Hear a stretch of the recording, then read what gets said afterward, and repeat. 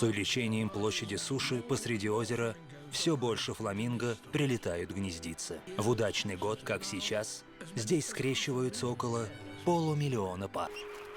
После 28 дней инкубации на палящей поверхности натрона появляется птенец. Температуры здесь растут до 55 градусов.